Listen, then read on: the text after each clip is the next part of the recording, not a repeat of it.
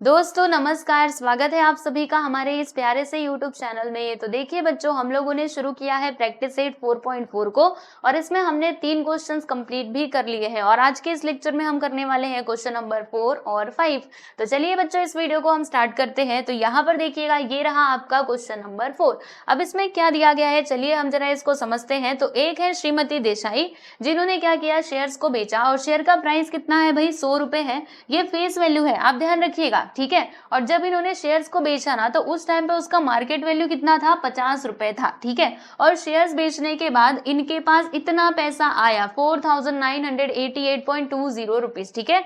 फिर यहाँ पे एक और बात समझिएगा, इन्होंने ब्रोकरेज भी पे किया कितना, 0.2% का, और जीएसटी भी इन्होंने पेड किया कितना, तो वो 18% का आप यहाँ पे देख सकते हो। तो हमें क्या बताना है कि how many shares did she sell, मतलब इन्होंने कितने शेयर्स बेचे वो हमें फाइंड करना है, यानी कि नंबर ऑफ शेयर्स हमको निकालना है, ठीक है। अब हमें ये नंबर ऑफ शेयर्स मिलेगा कैसे, तो आप बोलेंगे ये होता है ना हमारे पास फॉर्मूला, नंबर ऑफ शेयर्स, ठीक है। इसके लिए तो ये फॉर्मूला होता है, हम यहाँ पे लिखते हैं सम इन्वेस्टेड और यहाँ पे लिख देते हैं मार्केट वैल्यू ऑफ शेयर। तो हाँ, ये फॉर्मूला तो होता ही है, लेकिन यहाँ पर ना दूसरा फॉर्मूला मतलब ऐसे ही रहेगा, बस उसका मतलब उसमें थोड़े से चेंजेस आएंगे। तो मैं आपको ना नया फॉर्मूला बताती हूँ, एक एग्जाम्पल के थ्रू हम समझेंगे। तो एक बहुत ही छोटा सा एग्जाम्पल लेते हैं, कॉमन सा, जिससे आप क्लियरली सारी चीजों को समझ पाओगे, ठीक है। तो मान लीजिए कि हम हैं शेयर बेचने वाली कंपनी, कौन, मैं हूं शेयर बेचने वाली कंपनी, ठीक है।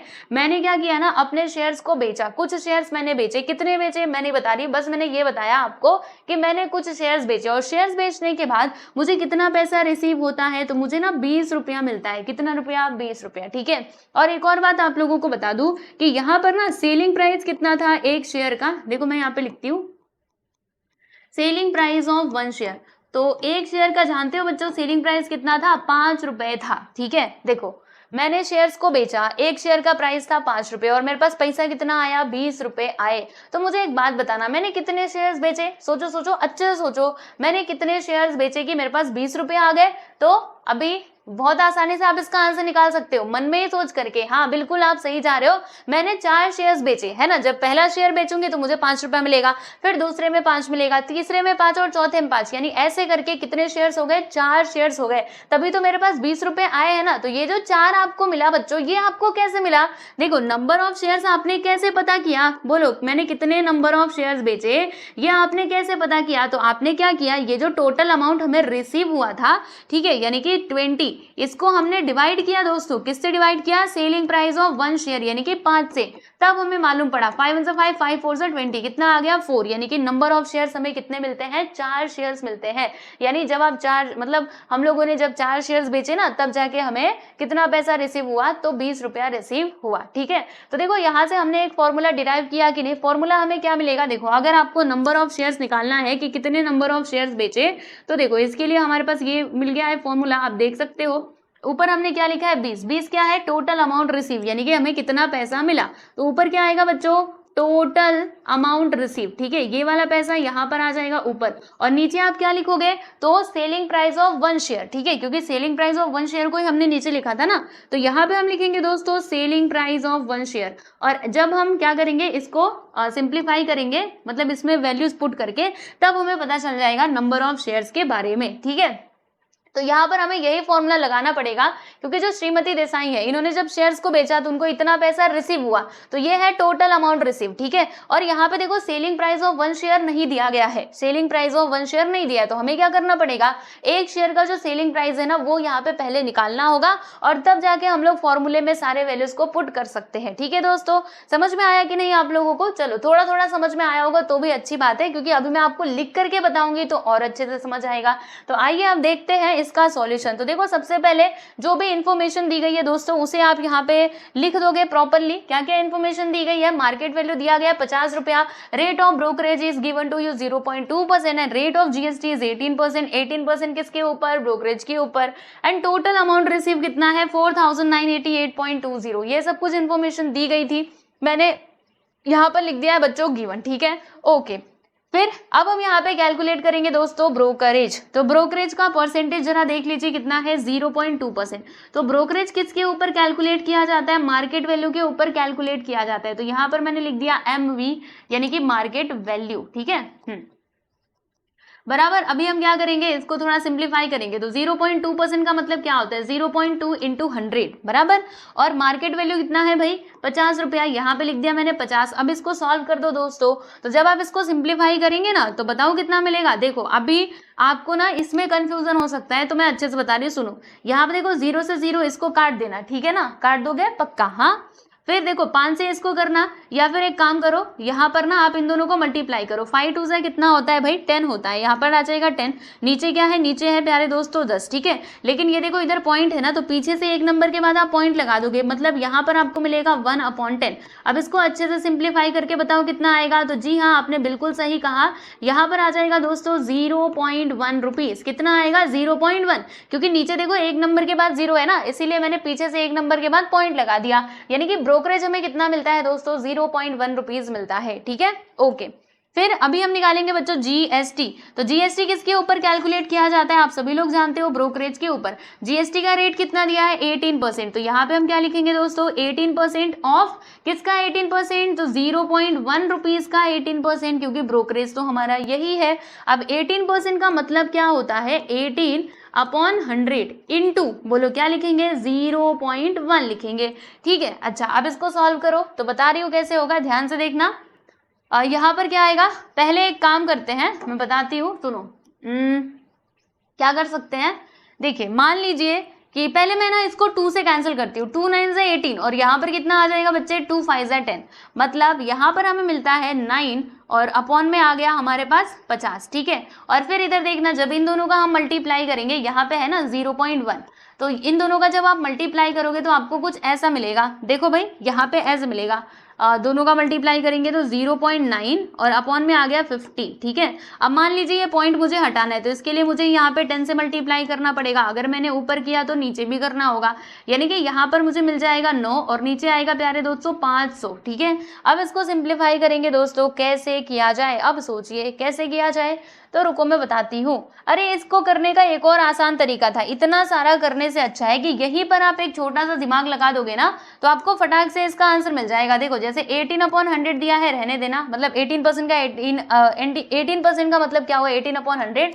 इंटू 0.1, ठीक है, इतना दिया है ना। अभी सुनो, ज्यादा दिमाग मत लगाओ, पहले एक काम कर दो, इन दोनों का आप आपस में मल्टीप्लाई कर दो। तो 18 का मल्टीप्लाई अगर मैं ये 0.1 में करूंगी तो मुझे यहाँ पे मिल जाएगा दोस्तों 1.8 और यहाँ पर आ गया 100 बराबर, ये आ गया, ओके।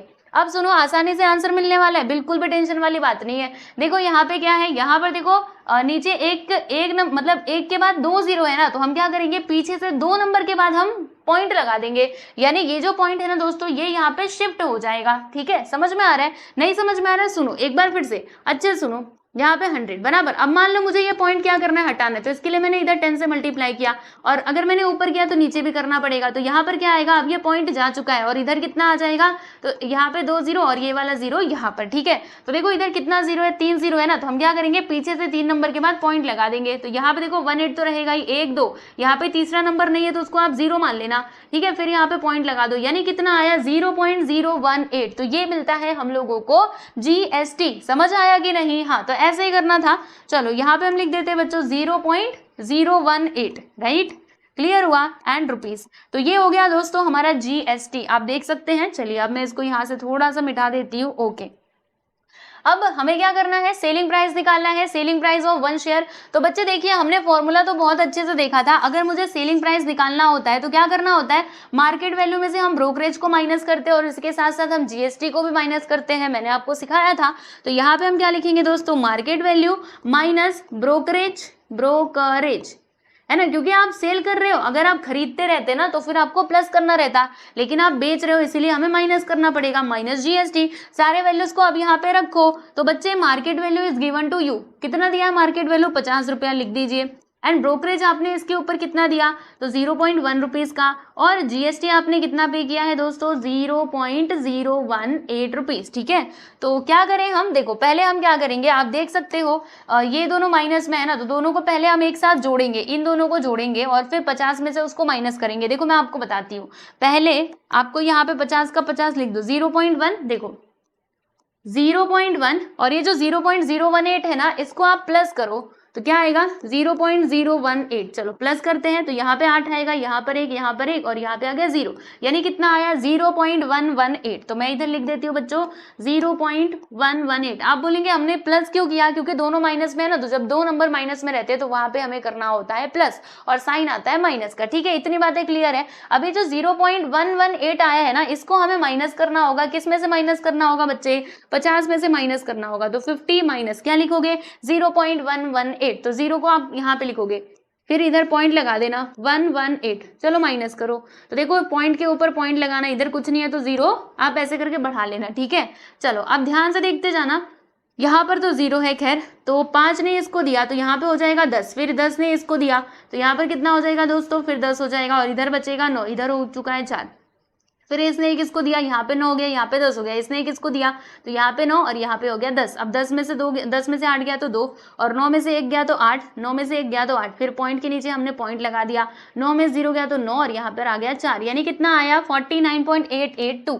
तो देखो मैं इसका जो सेलिंग प्राइस है एक शेयर का वो लिखती हूँ 49.882 रुपीज। तो ये है बच्चों आप लोगों का सेलिंग प्राइस ऑफ 1 शेयर। ठीक है, यहाँ तक आपको बात समझ में आई कि नहीं अच्छे से। चलो अगर आप इतना समझ चुके हैं तो आगे की बातें भी आप समझ पाओगे बहुत इजीली। देखो हमारा जो फॉर्मूला था, फॉर्मूला मैंने आपको स्टार्टिंग में ही बता दिया था कि नंबर ऑफ शेयर्स का फॉर्मूला क्या होगा, total amount received upon selling price of 1 share. ठीक है, तो टोटल अमाउंट रिसीव तो था हमारे पास, लेकिन हमारे पास ये नहीं था कि सेलिंग प्राइस ऑफ 1 शेयर जो हमने यहाँ पर निकाला। तो अभी हम क्या करेंगे, दोनों वैल्यूज को ये फॉर्मूले में पुट करेंगे। तो चलो बताओ मुझे टोटल अमाउंट रिसीव्ड कितना दिया गया है, आप देख लो जरा इधर कितना दिया था, ये देखो 4988.20 और नीचे क्या लिखेंगे सेलिंग प्राइस ऑफ 1 शेयर। तो 1 शेयर का सेलिंग प्राइस कितना है 49.882। तो यहाँ पर मैंने लिख दिया बच्चों 49.882 रुपीज। ठीक है, ओके अब क्या करेंगे, अब इसको सॉल्व करेंगे अच्छे से और क्या करेंगे, है ना। तो देखो कैसे होगा, मान लेते हैं कि ये जो पॉइंट दिख रहा है ना, ये पॉइंट को मुझे हटाना है, तो नीचे वाला पॉइंट हटाने के लिए क्या करोगे, इसमें आप मल्टीप्लाई करोगे 1000 से, है ना, क्योंकि इधर देखो 3 नंबर के बाद पॉइंट है। तो अगर आपने 1000 से नीचे मल्टीप्लाई किया तो बच्चों आप लोगों को ऊपर भी मल्टीप्लाई करना ही पड़ेगा, आप उससे बच नहीं सकते हो। ठीक है, ओके, तो ऊपर नीचे हमने 1000 से मल्टीप्लाई कर दिया। तो सुनो आप ध्यान से कि मल्टीप्लाई करने के बाद क्या आएगा, तो ये तो आएगा ही, देखो 49, थोड़ा और नीचे लिखूं, रुको रुको रुको, इसको मैं कहती हूँ तू नीचे जा, या फिर इसको चलो नीचे जा भाई, तू नीचे जा, अभी तेरा काम बाद में आएगा। ठीक है, यहाँ पर देखो जब मैंने इन दोनों का मल्टीप्लाई किया ना तो मुझे क्या मिला, यहाँ पे आएगा 4988 फिर 20। ठीक है, ये इतना पहले से था और ये 3 थे 0 आप और बढ़ा दोगे 1 2 3, नीचे देखना क्या आएगा, नीचे ध्यान से देखो, अभी मैं पॉइंट भी लगाऊंगी चिंता मत करो। यहाँ पे आएगा 49 फिर क्या है 882 बराबर 882 है और उसके बाद इधर कितना 0 है 3 0 है, तो 1 2 3 यहाँ पे 3 0 आ जाएगा। ठीक है, अब देखो बच्चों हम लोग पॉइंट कहाँ पर लगाएंगे, सवाल ये उठता है। तो पॉइंट आपको कहाँ पर लगाना है, ध्यान से देखो, इधर ऊपर कितने नंबर के बाद पॉइंट है, पीछे से 2 नंबर के बाद पॉइंट है। तो हम क्या करेंगे, पीछे से 2 नंबर के बाद ना पॉइंट लगा देंगे, यानी कि पॉइंट कहाँ पर आएगा बच्चे, यहाँ पर आएगा। ठीक है, और इसमें देखिएगा कितने नंबर के बाद पॉइंट था, 3 नंबर के बाद, पीछे से हम 3 नंबर के बाद इधर पॉइंट लगा देंगे, यानी कि यहाँ पर क्या आया, देखो यहाँ पर ये आया 49882 और ये 0। ठीक है, कितना 0, 2 थे 0 और यहाँ पर देखो कितना आएगा 49882, बस ये आएगा। ठीक है, ओके, समझ में आया कि नहीं, पॉइंट के बाद 0 मतलब वो लिखने की कोई जरूरत है नहीं।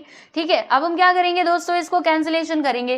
देखो 49882 ऊपर भी है और नीचे भी है, यानी एक बार में ये दोनों कैंसिल हो जाएंगे, तो इससे ये एक बार में कटा, तो यहाँ पे आ गया 1 और ये 00 यहाँ पर, यानी बोलो कितना आ गया बच्चों, यहाँ पर आ चुका है आपका 100। तो ये 100 क्या है, नंबर ऑफ शेयर्स। ठीक है, तो यहाँ पे हम लिख देते हैं दोस्तों number of shares,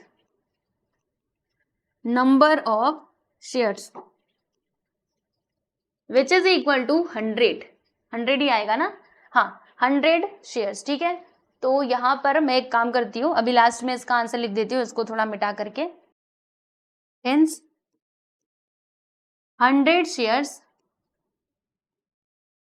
sold by Shrimati Desai, यानी कि जो श्रीमती देसाई थी ना बच्चों, उन्होंने कितने शेयर्स को बेचा, तो उन्होंने 100 शेयर्स को बेचा। ठीक है, हमें यही बताना था, हमने बता दिया। तो आप देख सकते हो यहाँ पर आपका ये जो क्वेश्चन नंबर 4 था बच्चों, ये होता है कंप्लीट। इसको अच्छे से देखिए और समझिए, और ये फॉर्मूला कैसे आया ना, इसके पीछे का लॉजिक भी आप समझने की कोशिश कीजिएगा।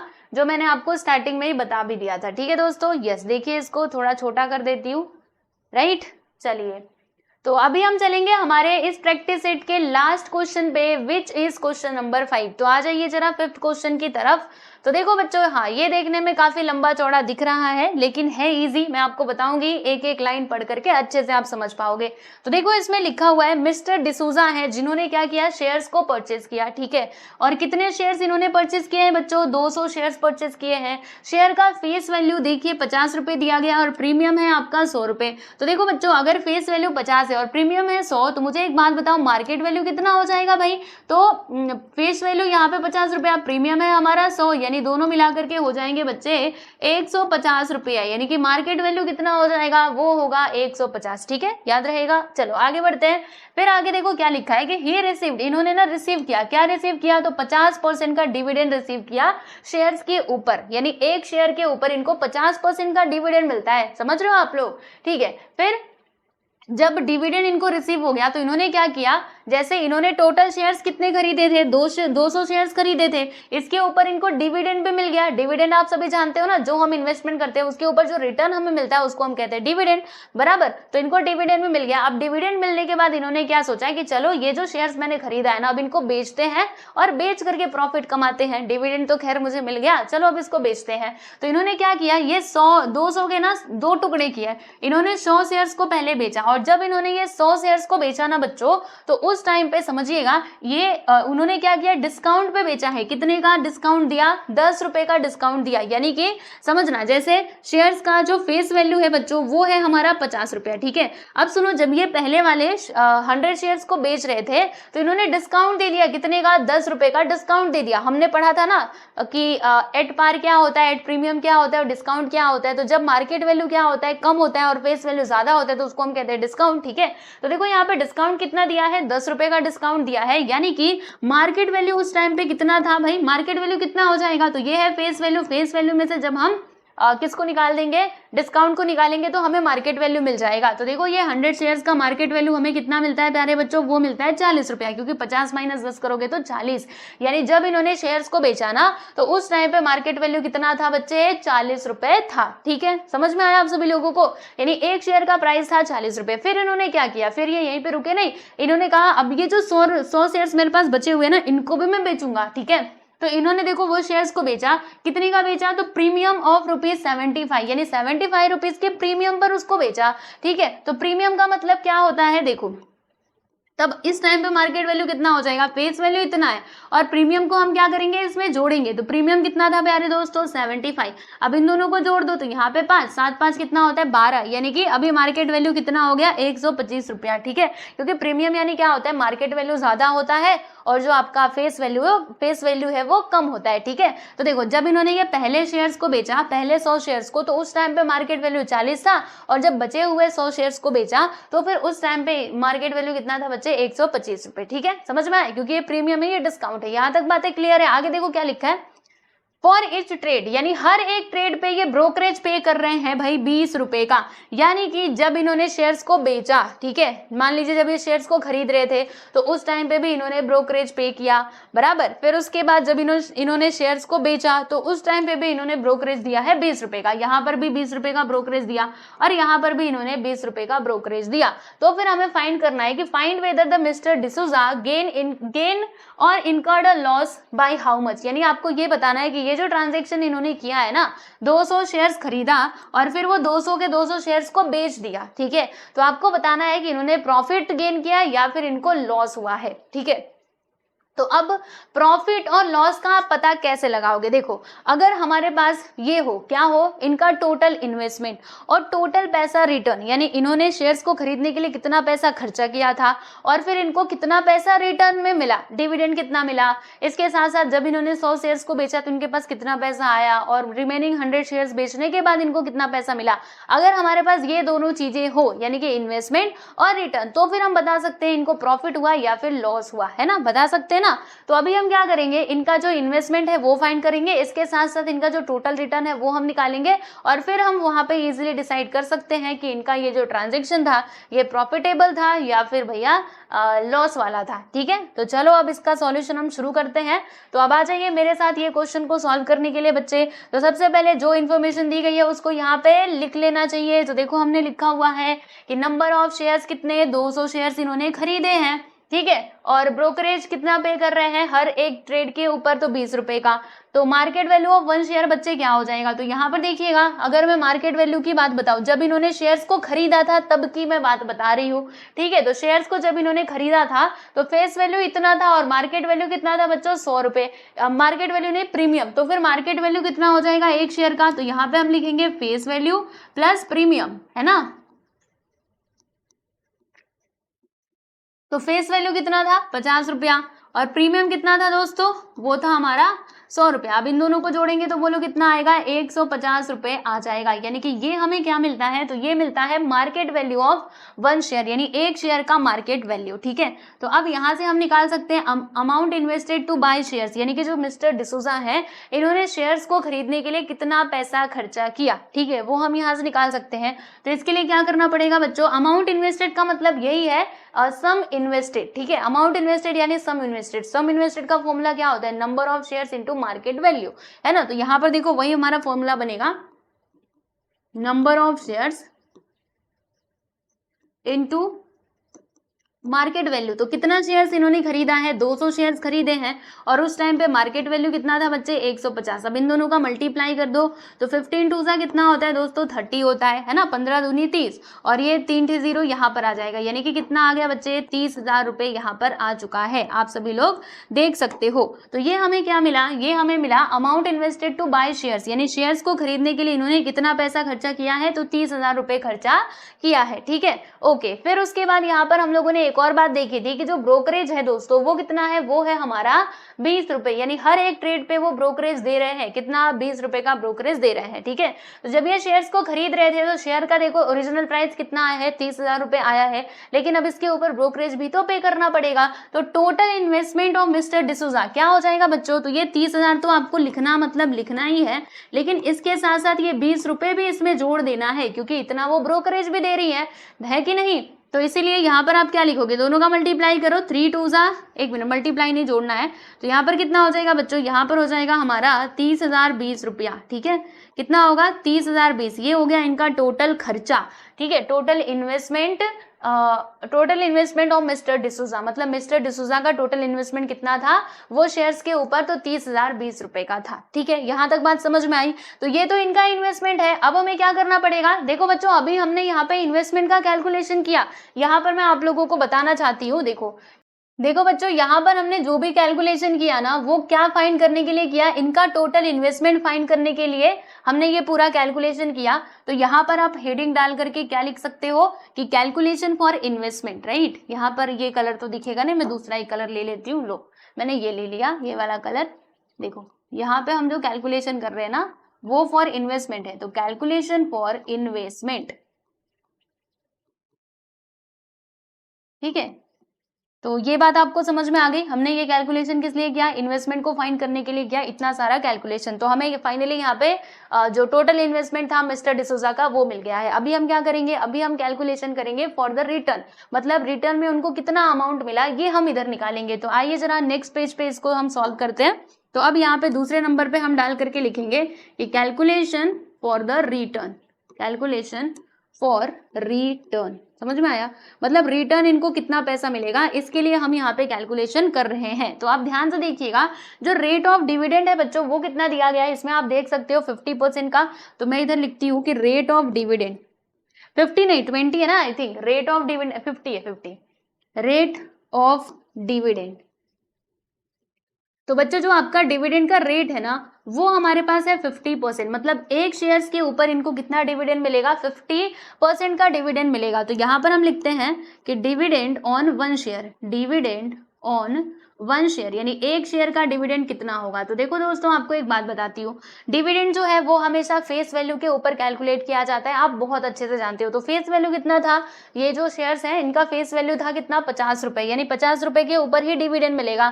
तो देखो यहाँ पे हम लिखेंगे, यहाँ पे हम ऐसे लिखेंगे कि 50% ऑफ, किसका 50%, तो फेस वैल्यू, याद रखना क्योंकि फेस वैल्यू के ऊपर ही कैलकुलेट किया जाता है बच्चों डिविडेंड, ठीक है।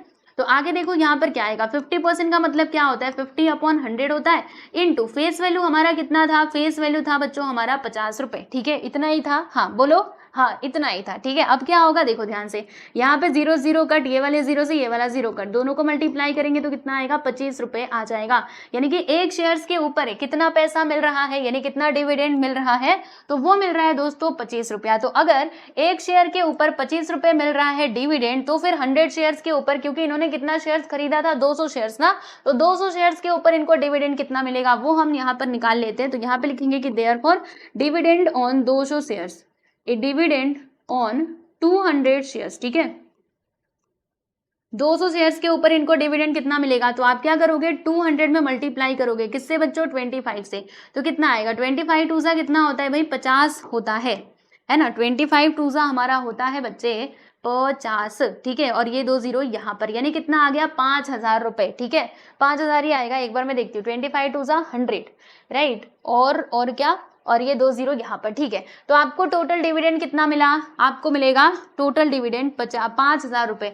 आपको मतलब किसको, जो मिस्टर डिसूजा है ना, उनको डिविडेंड मिलता है 5000 रुपए का, ठीक है, याद रखिएगा 200 शेयर्स के ऊपर। चलो यहाँ तक तो हमें बात समझ में आ गई, लेकिन अभी ये क्वेश्चन खत्म नहीं होता, अभी रुको, अभी और भी चीजें निकालनी है। इनको ये डिविडेंड मिलने के बाद इन्होंने क्या किया, वो जो 200 शेयर्स खरीदे थे ना, उसमें से 100 शेयर्स को इन्होंने बेचा, ठीक है बच्चों। तो 100 शेयर्स को जब इन्होंने बेचा तो वो उस टाइम पे क्या था, इन्होंने डिस्काउंट पे बेचा, कितने का डिस्काउंट, तो 10 रुपए का डिस्काउंट, मतलब 40 रुपए हो जाएगा उस टाइम का मार्केट प्राइस। तो देखो यहाँ पर हम क्या लिखेंगे, यहाँ पर हम एक बात लिखेंगे कि सेलिंग प्राइस ऑफ, अब आप अच्छे से देखिएगा, देखिए यहाँ पे हम लिखते हैं कि selling price of 100 shares, selling price of 100 shares, मतलब 100 शेयर्स का सेलिंग प्राइस कितना होगा।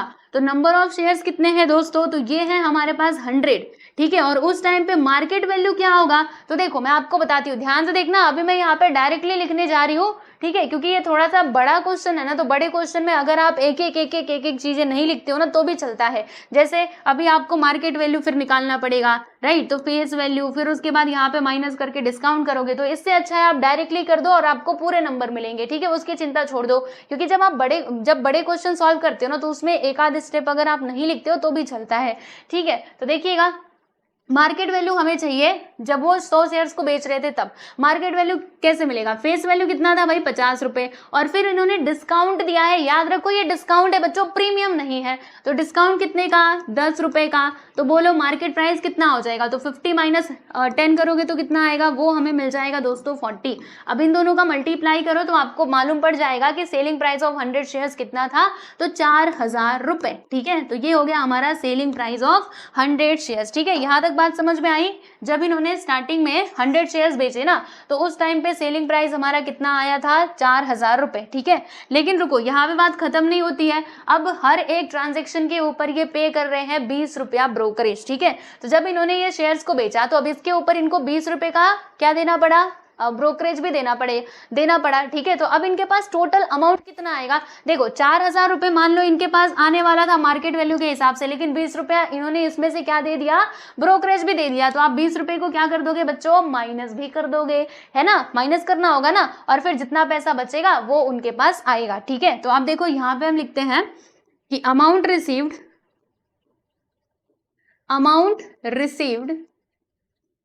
आफ्टर सेलिंग 100 शेयर्स, यानी 100 शेयर्स बेचने के बाद इनके पास कितना पैसा आया बच्चे, तो देखो 4000 रुपए तो खैर आने वाला था, लेकिन भैया इसमें से इन्होंने 20 रुपया ब्रोकरेज दे दिया, ठीक है। तो बताओ इनके पास टोटल पैसा कितना आएगा बच्चे, तो यहाँ पर कितना आएगा, यहाँ पर 0 और 10 में से 2 गया तो 8, एक मिनट, हाँ 10 में से 2 गया तो 8 और यहाँ पे 9, यानी कि 3980 रुपीज। तो ये इनका दूसरा वाला अमाउंट हो गया कि 100 शेयर्स बेचने के बाद इनको पैसा कितना मिलता है, तो 3980 रुपीज इनके पास आता है। ठीक है, ब्रोकरेज वगैरह सब कुछ पे करने के बाद। चलो यहाँ तक तो बातें क्लियर हो गई। इन्होंने 100 शेयर्स बेचे थे, अब उसके बाद जो बचे हुए 100 शेयर्स थे इन्होंने उसको भी बेचा, लेकिन इस टाइम पे प्रीमियम पे बेचा है। तो अभी हम सेलिंग प्राइस निकालते हैं रिमेनिंग शेयर्स का।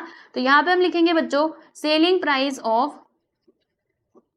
प्राइस ऑफ रिमेनिंग 100 शेयर्स, यानी जो बचे हुए 100 शेयर्स है ना, अब उनका सेलिंग प्राइस कितना होगा। तो चलो इधर ध्यान से देखो आप लोग, यहाँ पर लिखोगे आप 100, क्योंकि नंबर ऑफ शेयर्स कितने हैं भाई, 100 है। ठीक है, फिर इन्होंने उस टाइम पे प्रीमियम पे बेचा, देखो यहाँ पे लिखा हुआ है, पहले तो इन्होंने 10 रुपए के डिस्काउंट पे बेचा, फिर जो रिमेनिंग 100 शेयर्स थे ना उनको प्रीमियम पे बेचा। कितना प्रीमियम, 75 रुपए प्रीमियम।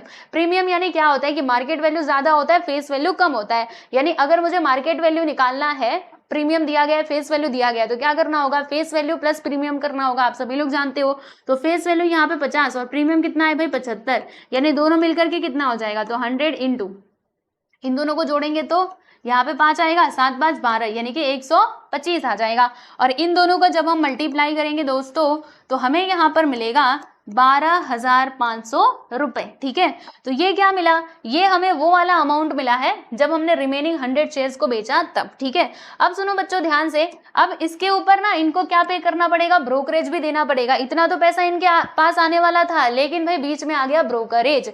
ठीक है, तो अब यहाँ पे हम निकाल लेते हैं कि अमाउंट रिसीव्ड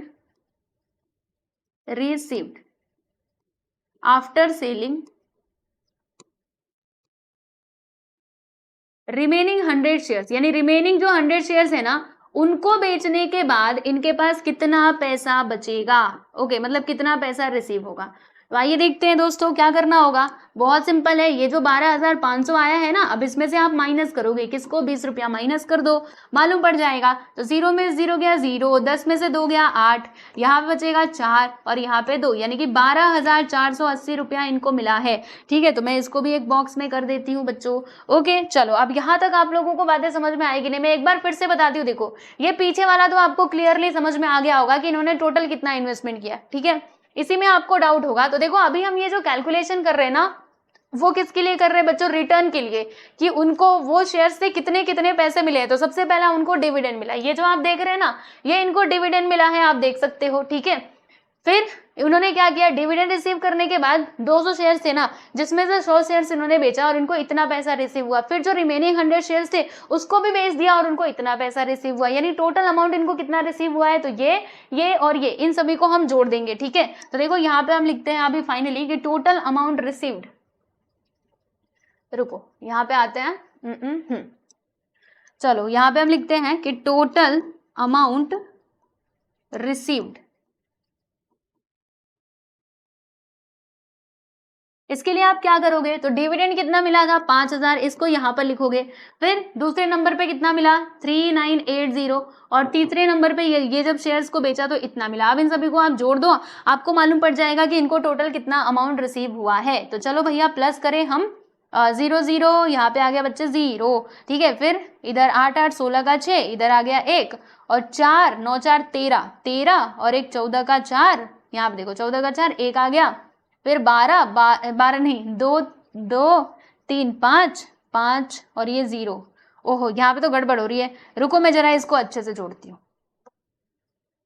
यहाँ पे 5,000 मैंने लिख दिया, फिर 3980 ये भी लिख दिया और 12,480 ये भी लिख दिया। फिर क्या होगा, यहाँ पे आ गया 0, 8 8 16 का 6, 1 आ गया, 9 1 10 10 4 14 का 4, 1 आया, 5 1 6 6 3 9 9 2 11, फिर यहाँ पर 1 आया, यानी कितना आ गया हमारा 21,460 रुपए। तो देखो भाई टोटल अमाउंट इनको कितना रिसीव हुआ है, समझिएगा, इनको टोटल अमाउंट इतना रिसीव हुआ है 21,460 रुपीज। ठीक है, देख लो इसको अच्छे से। चलो यहाँ तक आपको समझ में आया, यानी टोटल अमाउंट इनको इतना रिसीव हुआ है, ये है इनका रिटर्न। ओके, और वो था उनका इन्वेस्टमेंट। तो देखो मैं आपको बताती हूँ पहले, चलो यहाँ तक तो आपको क्लियर है। थोड़ा अभी हम अगले पेज पे चलेंगे क्योंकि ये कैलकुलेशन ना थोड़ा सा लेंदी होने वाला है। चलो अब चिंता मत करो, यहाँ पे देखो हम इनका जो इन्वेस्टमेंट है ना वो लिखेंगे। देखो जो इनका टोटल इन्वेस्टमेंट था वो कितना था बच्चों, टोटल इन्वेस्टमेंट आप इधर देखिएगा, यहाँ पर देखो 30,020 रुपए, तो मैं इधर लिखती हूँ, देखो 30,020 रुपए इनका टोटल इन्वेस्टमेंट था, ठीक है। और फिर यहाँ पर रिटर्न उनको कितना मिला, इन्होंने इतना पैसा रिसीव किया था, लेकिन अभी बदले में इनको कितना पैसा मिलता है, तो 21,460 रुपए इनको रिटर्न होते हैं, 21,460। तो देखो दोस्तों, आप मुझे एक बात बताओ, इन्वेस्टमेंट ज्यादा है कि रिटर्न ज्यादा है? बोलो क्या ज्यादा है? पैसा ज्यादा इन्वेस्टमेंट किया लेकिन रिटर्न तो हमें कम ही मिला। यानी आप यहाँ पर क्या लिखोगे, यहाँ पर आप ये लिखोगे कि सिंस इन्वेस्टमेंट जो है it is greater than the return, है ना, क्योंकि इन्वेस्टमेंट ज्यादा है दोस्तों और रिटर्न कितना है, कम है। देखो इन्वेस्टमेंट है हमारा इतना, जबकि रिटर्न हमारा कितना है, 21,460 रुपए ही है। तो सामने से ही दिख रहा है इन्वेस्टमेंट ज्यादा है और रिटर्न कम है। तो बताओ ऐसी कंडीशन में फायदा होगा कि नुकसान होगा? आप सोचिए ना, आपने ज्यादा पैसा खर्चा किया लेकिन बदले में आपको कम पैसे ही मिल रहे हैं, तो फिर हमें तो लॉस ही होगा। तो यहाँ पे मिस्टर डिसूजा को क्या होगा बच्चों, लॉस होगा, राइट। तो इसीलिए हम यहाँ पर क्या लिखेंगे कि देयरफॉर मिस्टर डिसूजा, ठीक है, mister D'Souza incurred a loss, ठीक है। रुको एक मिनट, यहाँ पर इसको ना नीचे थोड़ा करते हैं, बाद में इसको मैं लिख करके आपको दिखाती हूँ। पहले यहाँ पे हम ये लिखते हैं कि देयरफॉर यहाँ पर क्या होगा बच्चों, लॉस होगा। और कितने का लॉस होगा, तो हम क्या करेंगे, इन्वेस्टमेंट माइनस रिटर्न कर देंगे, है ना, यही तो हमारा फॉर्मूला बनेगा। इन्वेस्टमेंट में से हम यहाँ पे रिटर्न को बच्चों माइनस करेंगे, देन हमें मालूम पड़ेगा कि कितने का लॉस हुआ, है ना। तो इन्वेस्टमेंट कितना था, 30,020 रुपए का था, और यहाँ पे रिटर्न कितना आया, 21,460 रुपया। अब चलो फटाक से माइनस कर दो। तो आइए हम माइनस करते हैं। देखिए यहाँ पे है 30,020 रुपया, इसमें से 21,460 को माइनस करेंगे तो 0 में 0 गया 0, और फिर 12 में से 6 गया तो 6, इधर कितना आया 9, 9 में से 4 गया तो 5, 9 में से 1 गया तो 8, और यहाँ पर आ गया 0। यानी 8,560 रुपए का क्या होता है बच्चों, यहाँ पर ना हम लोगों को लॉस होता है। हम लोगों को नहीं, मतलब जो मिस्टर डिसूजा है इनको लॉस होता है, कितने का, तो 8,560 रुपीज का। तो इसीलिए अभी देखो फाइनली हम इसका आंसर कैसे लिखेंगे, यहाँ पे लिखेंगे कि हेंस मिस्टर डिसूजा